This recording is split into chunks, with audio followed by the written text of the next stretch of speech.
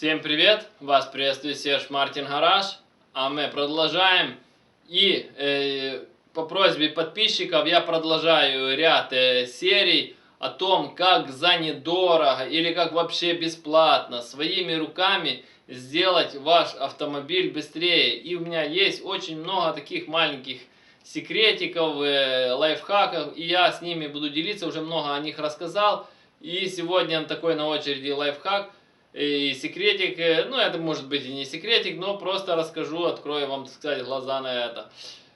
Как сделать автомобиль быстрее с помощью дворников. Да-да, вы не ослышались, с помощью дворников, и сейчас вы все узнаете. А для начала хочу напомнить, что каждый из вас может написать в комментариях под видео свой вопрос, который вас интересует, на который вы хотели, чтобы я снял отдельное видео. Поэтому прямо сейчас жмите на паузу и пишите развернутый свой вопрос, тему, на которую вы хотели, чтобы я снял видео, и получите на него детальный развернутый ответ. А также хочу сказать спасибо всем тем, кто ставит лайки, особенно тем, кто ставит лайк авансом. Ваши лайки важны для развития канала, и чем больше будет лайков, тем будет больше интересных познавательных видео для вас. Поэтому не ленитесь и прямо сейчас ставьте лайк, для того, чтобы его не забыть потом поставить в конце видео.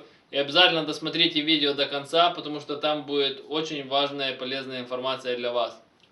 Так что ставим лайк, подписываемся на канал, жмем на колокольчик, а мы начинаем.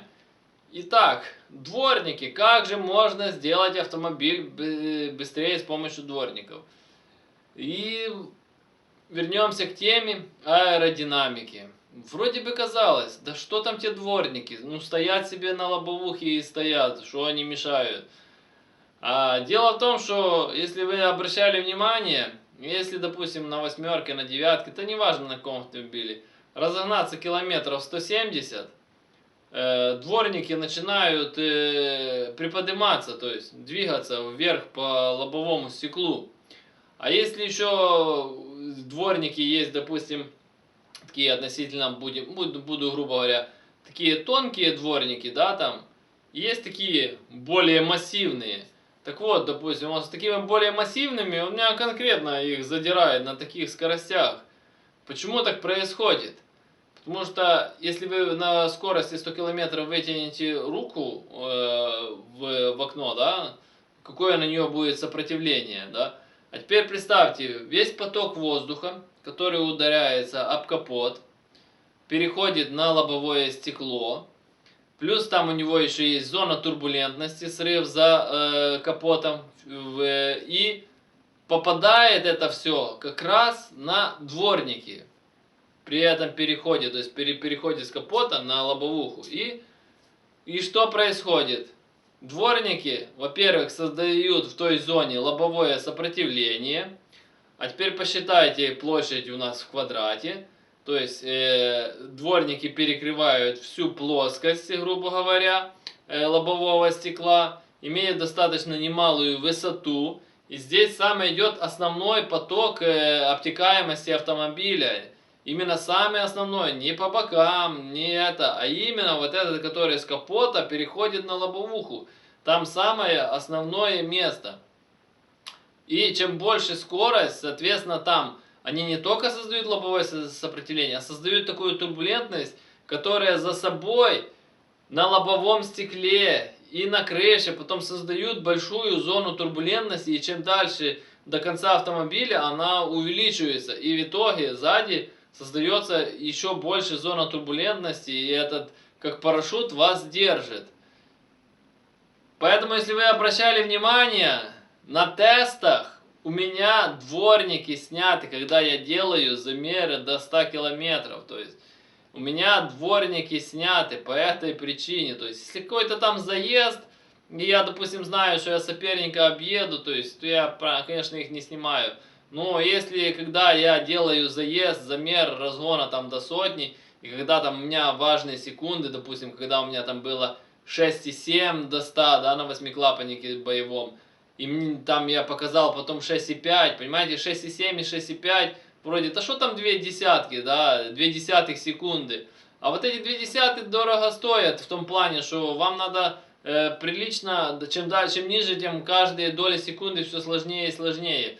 И вот эти все такие моменты, если их не учитывать, там зеркала, там где предыдущие видео, там дворники и все такое остальное, это все будет влиять. То есть, а при том, что у меня скорость там на финише на 8-клапаннике за 150, на боевом 16-клапаннике под 170 на 402 метра, то вы понимаете, какое-то там сопротивление это все создает. И так в совокупности кучу сопротивления.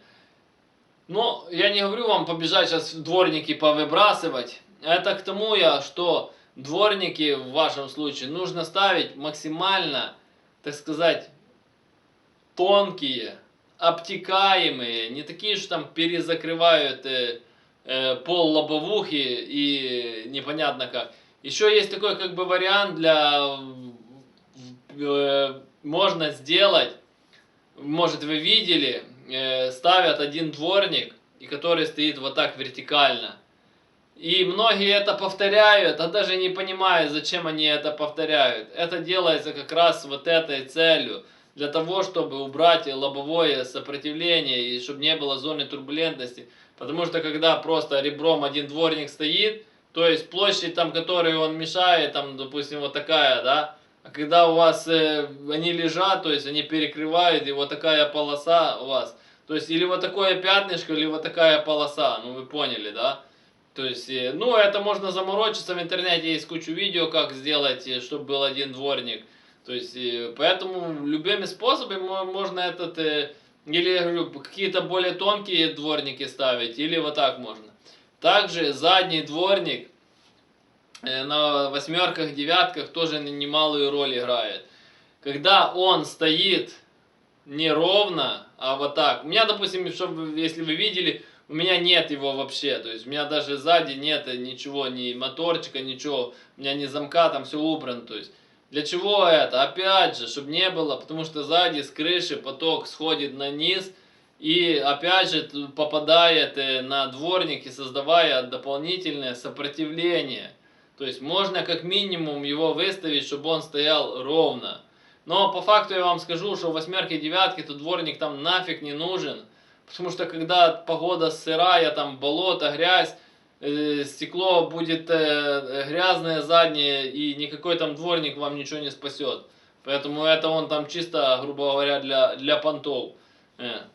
Поэтому его можно просто смело снять и выбросить. Ну, конечно, каждый там решает для себя.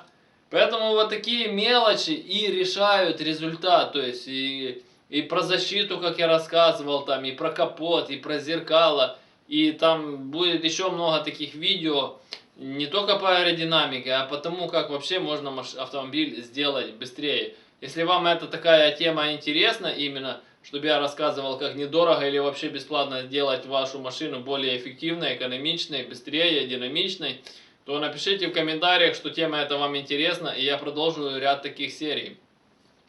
А я напоминаю, что я занимаюсь доработкой головок блока и карбюраторов. Каждый из вас может прислать свою головку блока или карбюратор на доработку. Работаю по наложке новой почты, вы присылаете, я дорабатываю и отправляю вам назад по наложке новой почты. То есть оплата за работу, когда забираете назад готовые детали, вам, грубо говоря, останется их прикрутить и полететь. На главной странице моего канала есть отдельные плейлисты о доработке головок блока, о доработке карбюраторов, о том, как валятся этими доработками моей машины. Там все детально рассказано и показано. Поэтому, кому интересно, смотрите. А кто хочет заказать доработку, под каждым видео в описании есть мой номер телефона. Я всегда на связи, напрямую звоните, заказывайте. Номер телефона непосредственно для заказа доработок. Все вопросы, комментарии, консультации пишем внизу под видео в комментариях. Все их читаю, по возможности стараюсь на них отвечать. Также напоминаю, что прямо сейчас вы можете написать в комментариях тему или вопрос, который вас интересует, на который вы хотели, чтобы я снял отдельное видео. И поэтому пишите развернутую вопрос-тему и получите на него детально развернутый ответ. А кому понравилось данное видео, ставьте лайки, подписывайтесь на канал, кто еще не подписался, жмите на колокольчик, чтобы получать уведомления о новых видео, потому что YouTube поменял свои алгоритмы, теперь для того, чтобы получать уведомления о новых видео, нужно быть не только вот подписанным на канал, но еще и нажать на колокольчик. И это можно сделать прямо сейчас, внизу под видео, возле ярлыка подписка. Если ты не подписан, обязательно подпишись. Рядом нажимаем на колокольчик. Или также это можно сделать на главной странице моего канала, возле ярлыка подписка есть колокольчик, нажимаем. И вам будут приходить уведомления о новых видео, потому что я за день выпускаю очень много интересных познавательных видео, и можно пропустить много полезной информации о вашем автомобиле.